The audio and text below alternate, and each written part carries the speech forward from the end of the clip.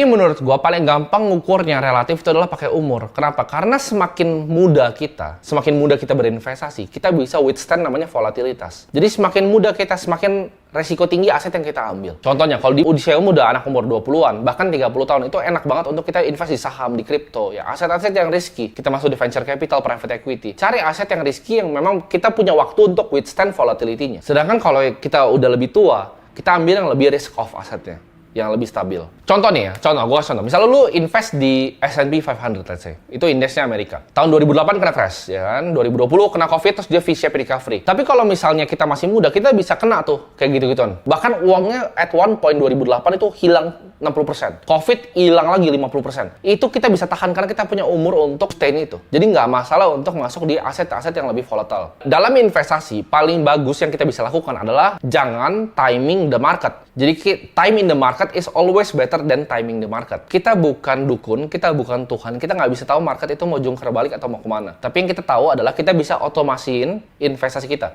Contohnya, kayak gue pribadi, gue udah pilih aset gitu. Misalnya gue pilih indeks S&P dan gue pilih Bitcoin. Ada juga misalnya exposure ke emas dan lain-lain. Itu gue automate. Jadi kayak tadi, gue punya misal gue punya uang 10 juta. Spending cap gue di 7. 3 itu ya, begitu gajian, 3 itu udah hilang. Jebret. Taruh Bitcoin, taruh S&P, taruh sini. Dapat lagi bulan depan 3 juta, hilang. Gua jadi manajer, jadi 13 juta misalnya. Gaji gua jadi 20 juta, spending cap gua 7, masih sisa 13. 13 itu hilang, boom, boom, boom. Ya. Jadi otomatis, langsung gua masukin di instrumen investasi, habis itu gua nggak lihat lagi. Keringat darah untuk cari uang, please jangan gampang hilangnya. Maksudnya apa? Jangan ditawarin teman, yuk ini kita ada investasi bisa 10% sebulan robot trading. Itu kalian lari jauh-jauh.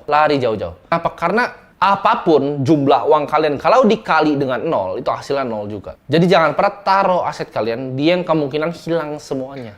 Ya kayak robot trading lah, mau suntik dana alat kesehatan, permainan money game, uang seperti itu kalian lari jauh-jauh kalau dinawarin. If it's too good to be true, ya, it's too good to be true. Jadi jangan ilangin uang kalian. Nah ini bakal banyak lagi nih orang reksadana yang protes sama gue, tapi nggak masalah, gue akan buka di sini. Management fee itu adalah penting banget ke growth dari aset kalian. Ada bilang, oh itu kan tapi udah dipotong dari return. Betul. Tapi gini, management fee 4%. Ya. Dalam satu dekade, 10 tahun aja, uang kalian itu udah 40% masuk kantong manajer investasi. Dengan 4% ya. 10 tahun, 40% itu udah masuk kantong manajer investasi. Jadi hati-hati dengan fee. Selalu lihat di prospektusnya. Reksadana apapun yang kalian lihat prospektusnya. Fee-nya 4%, 5%, 6%. Itu tanda tanya. Karena gini, past performance itu nggak equal future return. Tapi yang pasti adalah apa? Yaitu lu bisa jawab sendiri, fee. Itu pasti, lu akan pasti bayar. Sekarang kalau gue tanya, ribet